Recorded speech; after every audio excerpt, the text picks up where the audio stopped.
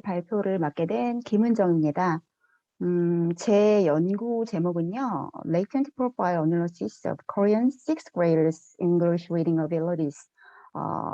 6학년 학생들의 영어 읽기 능력에 대한 그런 잠재적 프로파일 분석 연구이고요.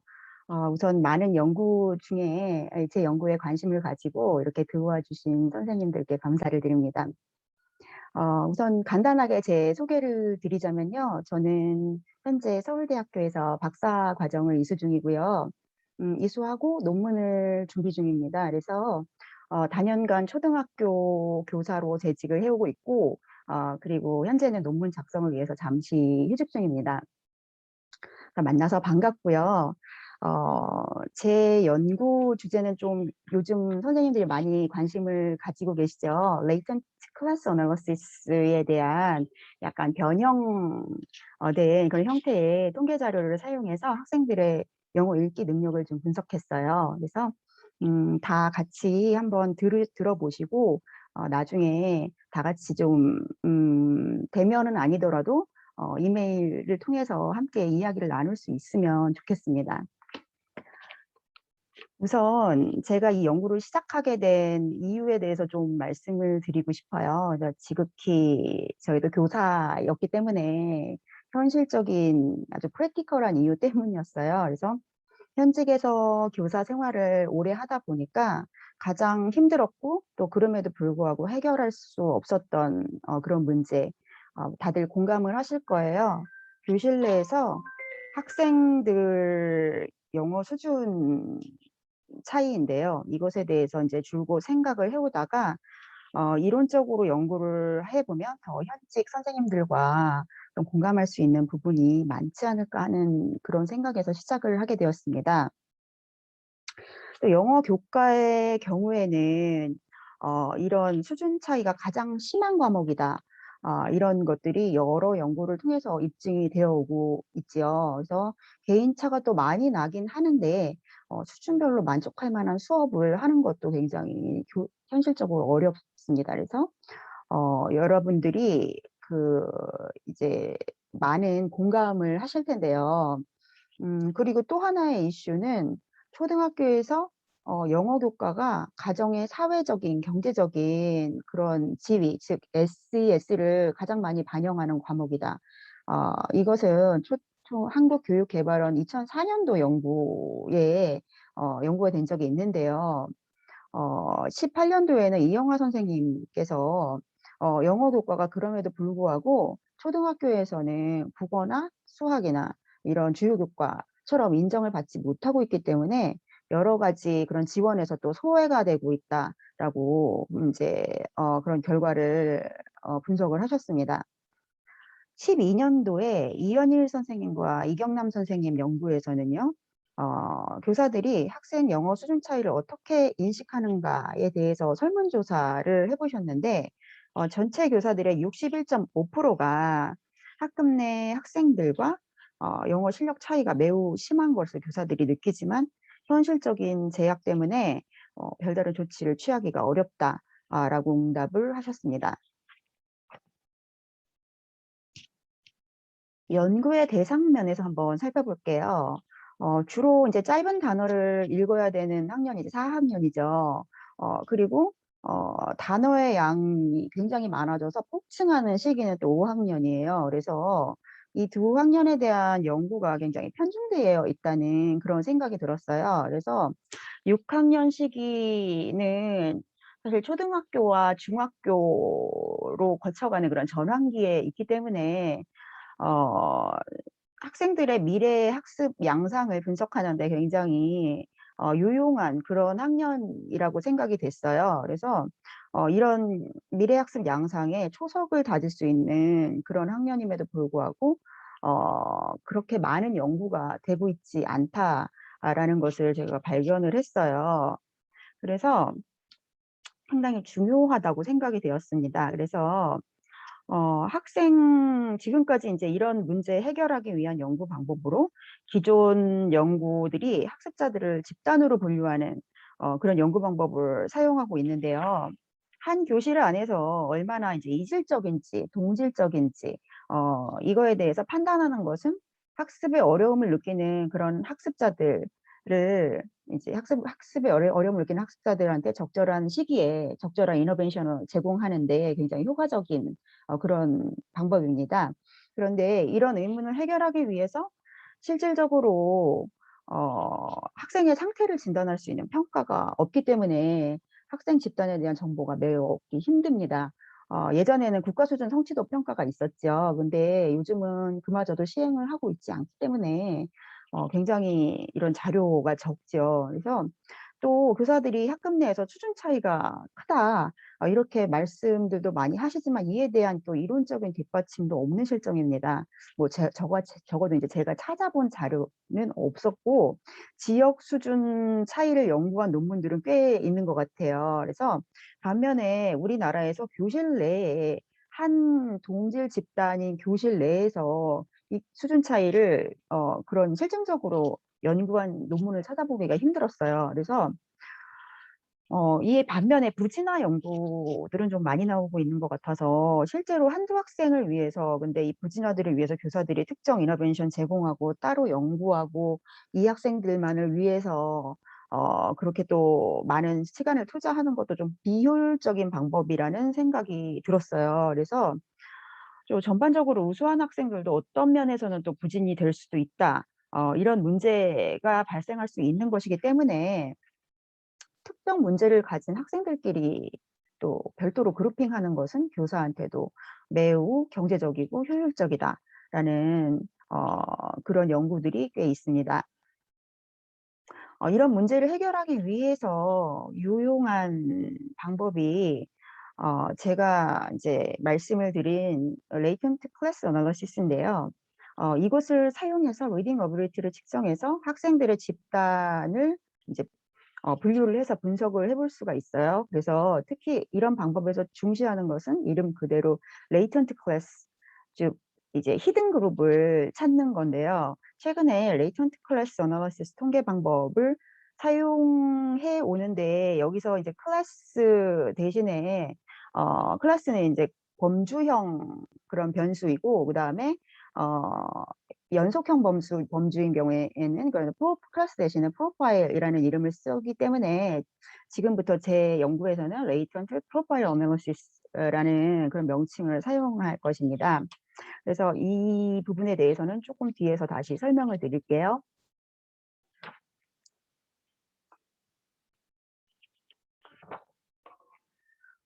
제 본 연구와 관련돼서 이제 기존 문헌들을 좀 살펴보았는데요. 세 가지 이제 주제로 좀 말씀을 드릴게요. 그래서 첫 번째로는 EFL 상황에서 로어 레벨 프로세스 스킬과 그다음에 리딩 컴프레hension에 대한 그런 이야기인데요. 효율적인 리딩 컴프레hension을 위해서 다양한 하위 요소들이 있을 거예요. 뭐 단어면 단어, 아니면 뭐 디코딩 스킬, 뭐 그다음에 리스닝 컴프레hension, 여러 가지 요소들이 있을 거예요. 이 중에서 초등학생 수준에서는 로어 레벨 프로세스 스킬, 즉 디코딩과 랭귀지 컴프레hension, 리딩 플루언시 등등의 읽기 전반의 하위 요소들의 그런 관련된 스킬들이 있는데요. 이를 가장 잘 반영한다고 생각되는 이론이 심플 뷰 오브 리딩이에요. 그래서 심플 뷰 오브 리딩은 리스닝 컴프레hension이 디코딩 스킬과 그 다음에 랭귀지 컴프레hension의 곱이다. 그러니까 이제 프로덕티브한 그런 개념이죠. 그래서 특히 초등학교에서는 이제 디코딩 스킬에 대한 관련 이슈가 많이 나오고 연구가 되고 있어요. 그래서 디코딩 스킬은 주로 이제 문자에 관련된 그런 스킬들이고, 그다음에 랭귀지 컴프레hension은 주로 구어에 관련된 그런 스킬들이에요. 그래서 디코딩 스킬은 문자와 관련이 있기 때문에 사실 원어민들한테 굉장히 그런 변별적인 요소가 될 거예요. 왜냐하면 원어민들은 구어는 이미 완성이 되어 있기 때문에 이제 그런 디코딩 문제가 굉장히 차별적인 요소가 되겠죠.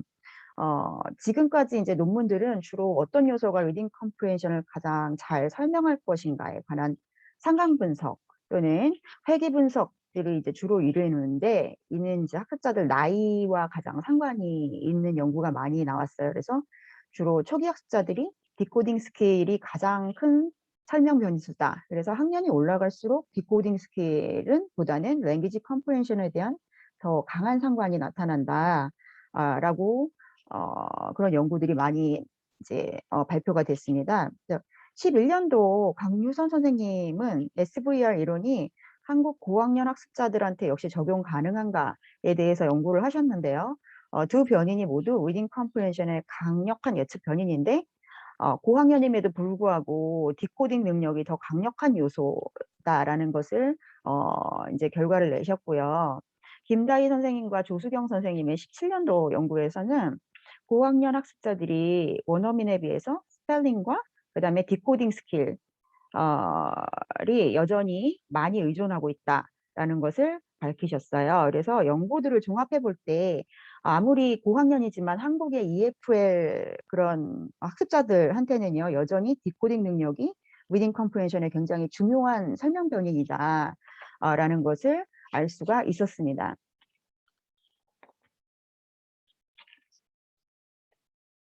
EFL 상황에서 리스닝 컴프레hension, 랭귀지 컴프레hension에 관한 그런 관심도 높은데요. 디코딩 스킬이 이제 문자와 관련된 요소임에 비해서 랭귀지 컴프레hension은 구어와 관련됐기 때문에 아까도 말씀을 드렸듯이 원어민처럼 랭귀지 컴프레hension 스킬이 문자 교육 이전에 형성돼 있기는 저희의 처지에서는 불가능하죠. 그래서 EFL 상황에서는 구어에 관한 환경이 워낙 제한돼 있기 때문에 랭귀지 컴프레hension이 굉장히 차별적인 요소로 작용을 하게 됩니다. 이러한 이제 랭귀지 컴프레hension은 고타도가 17년도에 발표한 연구에 따르면 스페니쉬 EFL 학습자 대상으로 연구를 했는데요. 굉장히 포괄적인 개념의 변인이라기보다는 영어 리딩에서 독특하고 다른 변인들, 주로 뭐 단어나 문법이나 이런 요소들과 함께 공유돼서 나타나는 그런 독특한 변인이다라는 그런 연구 결과를 냈어요.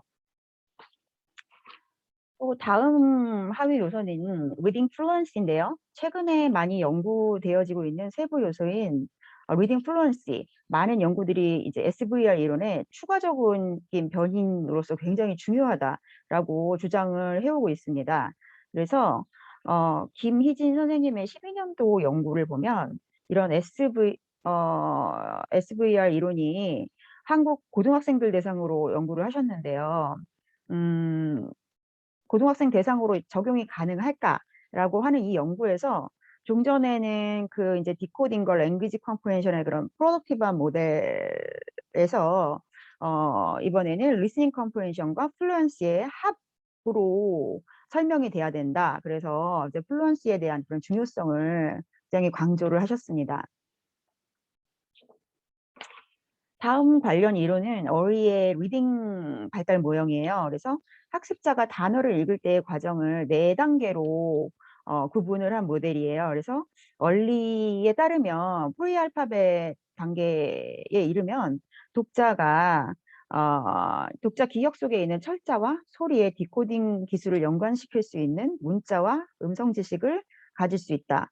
전형적으로 이제 발달한 독자들은 풀 알파벳이 그런 단계를 유치원 말기나 1학년 초까지, 그래서 알파벳 단계 전체를 시작하면서 이 시기에 파닉스 교육을 또 하게 됩니다. L1 상황에서는 3학년 정도가 되면은 컨솔리데이티드 알파벳 단계에 이르는데요. 이는 디코딩 단계가 아닌 메모리에 의존해서 읽을 수 있는 사이트 워드를 기반으로 한 단어 읽기가 가능한 그런 유창성이 완성되는 그런 시기가라고 그렇게 설명을 하고 있어요.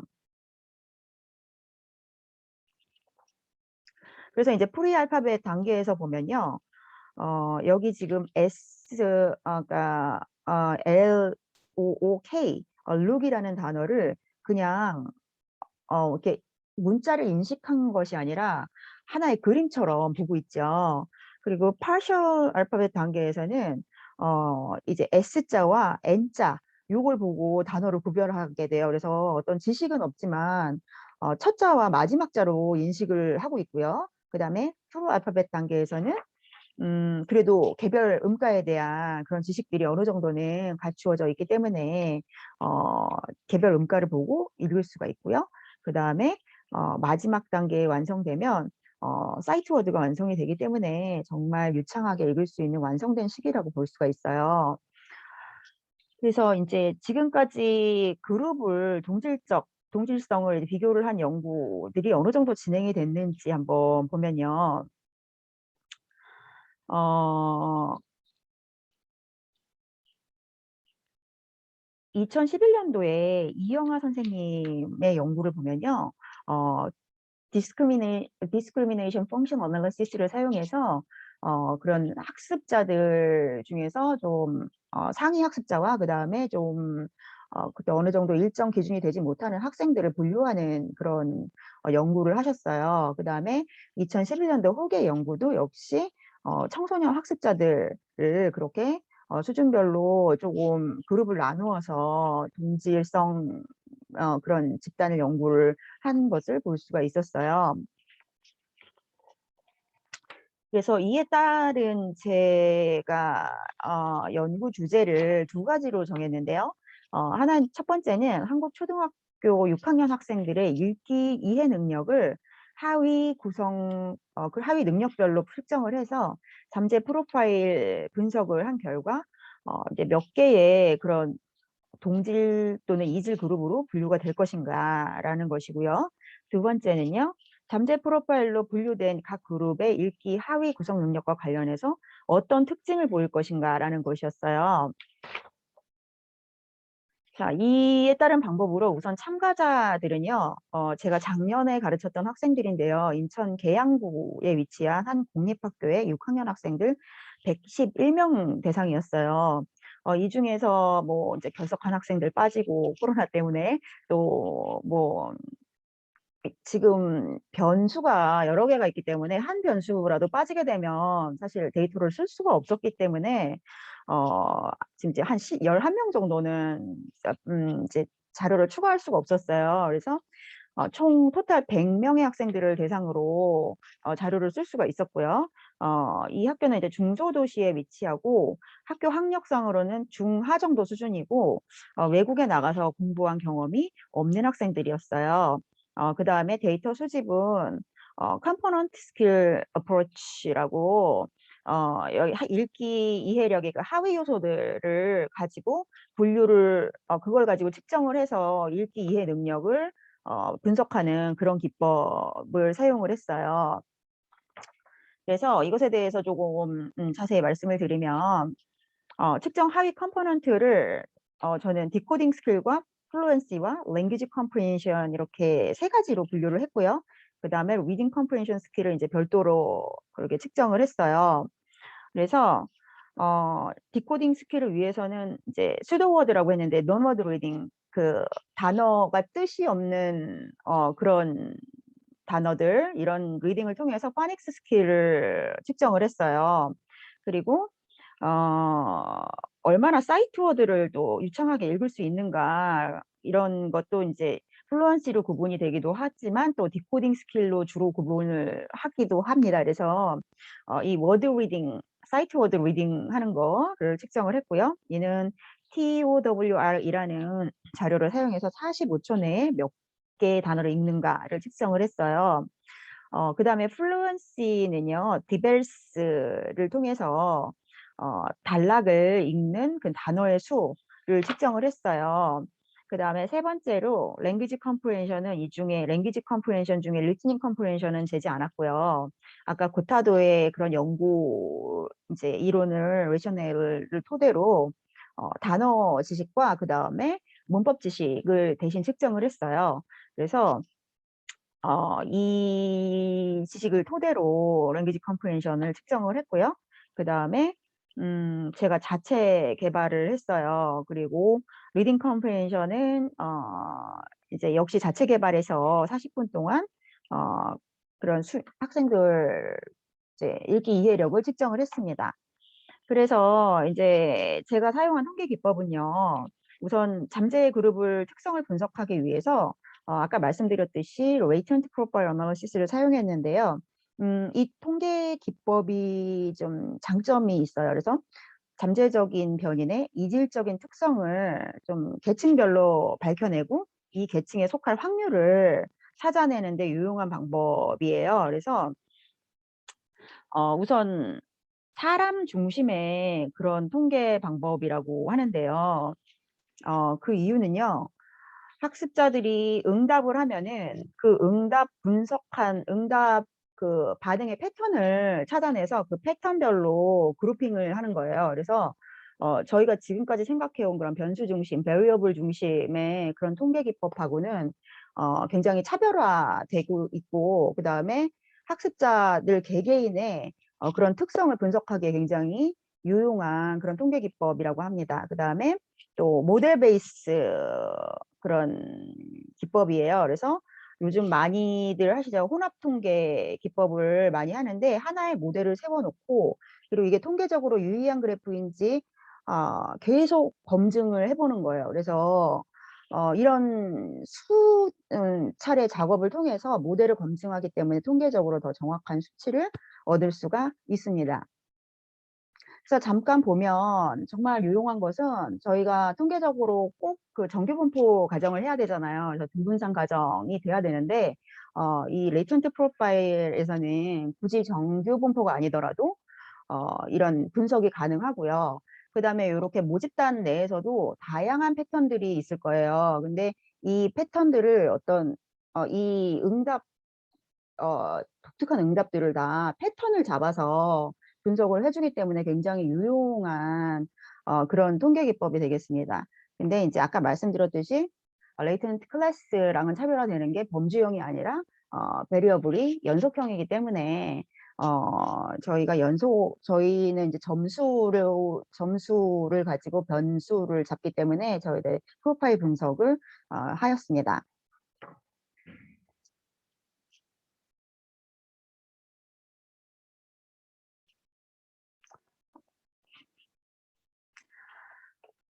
이를 토대로 제가 이제 조금 제 결과를 이제 말씀을 드릴게요. 그래서 상관계수, 리딩 컴프레hension과 그다음 다른 서브 컴포넌트들의 상관계수를 먼저 구했어요.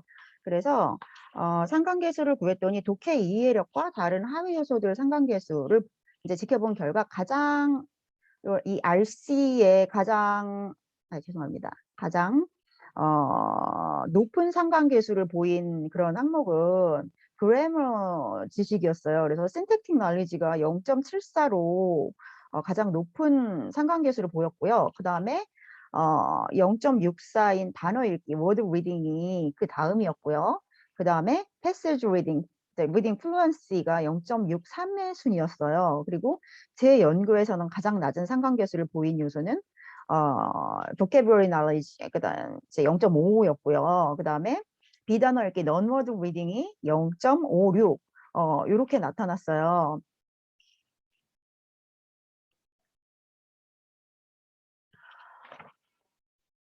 그다음에 이제 본 결과죠. 제가 분석을 한 레이턴트 프로파일 분석 결과인데요. 제가 작년에 가르친 학생들 데이터로 이제 실험을 해봤더니 세 가지의 기준을 가지고 이런 프로파일 분석을 하게 되는데요. 하나는 정보지수, 이렇게 information based criteria인데요. 그 다음에 분류의 질이 있고요. 그 다음에 모형 비교를 합니다. 그래서 처음에 이제 이런 중요한 정보지수는 몇 가지가 있는데 제가 그 중에서 이제 세 가지를 추렸어요. 그래서 AIC 기본적으로 보고요. 그 다음에 가장 중요하다고 생각되는 BIC 지수이고요. 그 다음에 BIC 지수를 잠깐 이제 좀 변형된 Adjusted BIC 지수인데요. 이건 약간 샘플링이 굉장히 조금 작게 되면 유용한 지수라고 해요. 그래서 요 세 가지 지수를 종합적으로 이제 지켜봐서 판단을 하는데요. 이 정보 기반 적합도 지수는요, 이제 상대적인 모수를 이용해서 좀 높은 로그우드, 그런 우도 수치를 만들어내는 모양을 선호를 하는데, 가장 낮은 수치가 가장 적합한 모형이다. 라고 해서 AIC 지수는요, 수를 조정해 가면서 가장 큰 모형의 페널티를 계속 주면서 그렇게 이제 의도 기반 측정을 하는 모형이고요. 그다음에 BIC 지수는 표본 크기 계산하면서 복잡한 모형에 역시 페널티를 주는 이제 간명한 모형을 찾는 거죠. 근데 BIC 지수 같은 경우에는 이제 내재된 모형과 내재되지 않은 모형 비교하는 데 사용되는 지수라서 최적의 모형을 사용하는데 기본적으로 가장 유용한 지수이다라고 합니다. 그래서 모형이 얼마나 상대적으로 자료를 얼마나 잘 설명하는지 가장 간명한 모형, 그러니까 제일 간단한 모형을 찾는 거예요. 그래서 여러 연구에서 가장 믿을 만한 그런 지수이다라고 해요. 그래서 저 같은 경우에 이제 M+라는 통계 그런 기법을 통계 툴을 사용해서 두 가지의 클래스 2, 클래스 3, 클래스 4, 이제 클래스 5 이렇게 나누었더니 가장 낮은 수치, 상대적으로 낮은 수치는 클래스 2랑 클래스 4죠. 근데 이 중에서 BIC 지수는 어느 정도 비슷했고요. 그 다음에 어드저스티드 BIC 지수가 클래스 4가 많이 낮았어요. 그래서 클래스 4를 선택을 하게 됐고, 이 클래스 4를 보면은 이제 분류의 질을 보는데, 이 분류의 질은 0.8에서 1까지 사이의 값만 되면 어느 정도 정확하다고 그렇게 판단을 하는데요. 0.96이기 때문에 굉장히 이제 이런 정보 적합 지수도 낮고, 그 다음에 엔트로피도 굉장히 상태가 좋기 때문에 이번에는 이제 마지막 통계 검증을 보면은 이제 비교 지수는 LMR과 BLRT를 보는데요. 이거는 약간 카이 검증을 기반으로 하는 그런 지수예요. 그래서 대립가설 지지하기 위해서 연가설 그 잠재 계층 모형이 지지가 되는가 안 되는가. 그래서 이를 기각시키기 위한 지표. p-밸류가 0.05보다 크면 대립가설 지지하고 연가설을 대립가설을 지지하고 그다음에 작으면 연가설을 지지하게 되는 그런 지수입니다.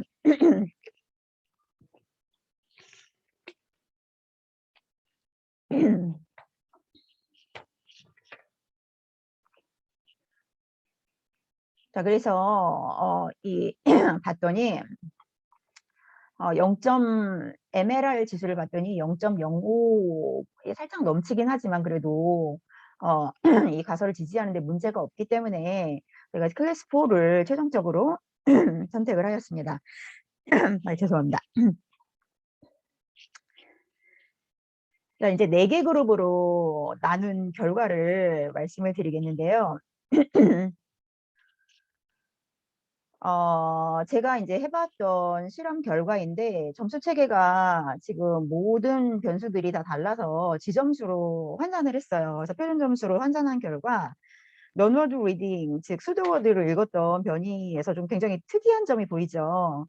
사실 이제 다른 그런 변수들을 보면 어느 정도 잘하는 집단과 못하는 집단이 이제 눈에 보일 거예요. 그런데 논워드 리딩을 보면은 잘하는 집단과 못하는 집단에 별로 변별력이 없죠. 그래서 대부분 이제 평균 상태에 머물러 있는 것을 볼 수가 있어요. 굉장히 저희 학교만의 특징적인 그런 결과라고 생각이 되는데요. 저는 이걸 보면서 혹시 다른 학교는 좀 다르게 나올 수도 있겠다는 그런 생각도 들었어요. 예, 그래서 일단 환산한 결과는 논워드 리딩에서 유의미한 차이가 보이지 않았다. 근데 또 특이한 거는요. 그룹 간 가장 많은 차이가 보이는 변이는 반면에 워드 리딩 굉장히 차이가 많이 나죠. 그래서 패스지 리딩이 이었기 때문에 개인의 그런 플루언시 차이를 줄이기 위해서 좀 노력을 해야 되겠다. 라는 생각을 했고 이게 이제 리서치 퀘스천 1에 대한 간략한 사전 실험 결과였어요. 그다음에 리서치 퀘스천 2에 해당되는 내용일 텐데요. 이 4개 층을 나눈 결과 클래스 1은 21.4%였고요. 학생들이 전반적인 리딩 어빌리티는 보통 수준이고 근데 이제 poor reading fluency를 가진 집단 보통 수준 클래스 1은 보통 수준이고 그다음에 리딩 플루언시는 조금 좋지 않은 그런 양상을 보였고요. 그다음에 클래스 2는 20.5% 학생들이 속했고 모든 하위 요소들이 평균 아래의 집단이었고요. 클래스 3는 43.6% 가장 많은 학생들이 속한 집단이었어요. 그리고 모든 하위 요소들이 비교적 보통 수준인 집단이고요. 그 다음에 논워드 리딩은 약간 평균 아래 능력을 보이는 집단으로 분류가 됐습니다. 클래스 4가요. 그래서 근데 또 리딩 플루언시는 가장 높은 집단이에요. 이런 이제 결과를 보였고요. 이를 조금 정리를 해보자면 한 그룹 안에 있는 학생들의 특성은 동질적이기보다는 이제 이질적이라는 것이 판명이 됐어요. 그래서 이 특성에 따른 교수법이 각각의 특성에 따른 교수법이 필요해 보인다라고 생각을 해볼 수가 있습니다. 특히 이번 연구에서는 학생들의 논워드 리딩 능력이 다른 세부 그런 하위 요소들의 경우 능력 점수가 우수한 학생들과 그렇지 못한 학생들 간의 변별이 없었던 그런 양상을 볼 수가 있었어요. 그 다음에 이제 패시지 리딩과 워드 리딩은 리딩 컴프레hension과 아주 높은 상관계를 보였는데 그런 패시지 리딩 플루언시는 역시 학생들 간의 개인차가 가장 큰 그런 변인이었고 그 다음에 이제 그 다음은 워드 리딩 어빌리티였어요. 그래서 이런 결과는 읽기 능력이 유창성과 관련해서 가장 개인차가 크다라는 것을 알 수가 있었어요. 그래서 유창성과 관련해서 이제 개인적인 그런 처치가 더 필요하다라는 것을 시사한다라고 볼 수가 있어요. 그 다음에 읽기 유창성은 최근 이제 SVR과 관련된 연구에서 문자 해독 단계에서 언어 이해 전환 과정에서도 굉장히 중요한 역할을 한다고 보고가 되고 있는데 이는 6학년 학생들에게 해독 그런 디코딩 능력과 더불어서 단어와 문장 유창성과 관련된 형태의 그런 영어 읽기 인터벤션도 제공이 돼야 된다라는 것을 시사합니다. 특히 이 같은 개인 차이가 영어 수학과 관련해서 가정과 그런 사교육 학원 같은 곳에서의 사교육 처치보다는 정규 영어 교육 또는 방과후 교육 등에서 포괄적으로 다루어져야 되는 그런 내용이 아닌가 공교육을 통해서 극복이 돼야 된다라는 그런 점을 좀 생각해 볼 수가 있었어요. 다음 디코딩 능력 중에서 비단어 읽기 를 논워드 리딩을 통한 파닉스 기술에 대한 생각을 해볼 수가 있었는데요. 초등학교 고학년 읽기 이해력에서는 큰 변별력이 없는 것으로 나타났는데 얼리의 읽기 발달 모델처럼 모든 학생들이 통합 단계에 도달하기 위해서는 좀 더 레벨에 맞는 파닉스 지도가 필요하다라는 것을 시사합니다. 영어는 문자를 읽는 파닉스가 일정하지 않은 그런 불투명 언어죠. 그래서 의문법 규칙 배울 때 어휘의 84%의 파닉스를 통해서 84%를 파닉스 기술을 알면 읽을 수가 있는데요. 상급 학교에서도 영어를 배울 때 파닉스를 통해서 아직 알지 못하는 어려운 단어의 뜻을 유추가 가능하다. 이제 코다의 2005년도 연구였는데요. 이런 유용성을 감안하면 앞으로 어휘를 더 많이 배워야 하는 학생들한테는 이런 파닉스 기술에 대한 보충이 필수적이라고 할 수가 있습니다. 그래서 이제 제 연구의 그런 제한점에 대해서 말씀을 드리겠는데요. 첫 번째로는 학생 수가 좀 500명 정도 이상이 돼야지 안정적인 모델핏을 그런 낼 수 있는 혼합 모형의 그런 이제 통계 기법을 사용을 했는데 안타깝게도 제 연구의 참가자는 100명이었어요. 그래서 좀 많은 참가자들을 대상으로 해야지 안정적인 그런 연구 결과를 얻을 수가 있고요. 음, 두 번째는요. 제가 이제 한 학교에서 샘플을 했기 때문에 좀 다양한 도시 지역에 위치한 곳에 다양한 학습자들을 좀 샘플할 필요가 있다라는 것이었고요. 세 번째로는 좀 측정 방법에서 한계점을 남겼는데요. 어휘 측정이 사실 다른 연구와 좀 다르게 나왔는데 이제 리딩 컴프레hension에서 EFL 화자들의 경우에는 이제 보캐블러리 날리지가 굉장히 중요한 그런 변수로 많이 이제 이야기가 되는데 제가 아무래도 좀 아이들 단어를 주고 그다음에 그 단어의 뜻을 쓰게 하는 그런 평가 방법을 사용을 하다 보니까 이게 좀 리딩 컴프리헨션 그런 하고 좀 상관관계가 굉장히 낮게 나온 것 같아요. 그래서 이런 점에서도 좀 한계가 있었던 것 같고요. 그다음에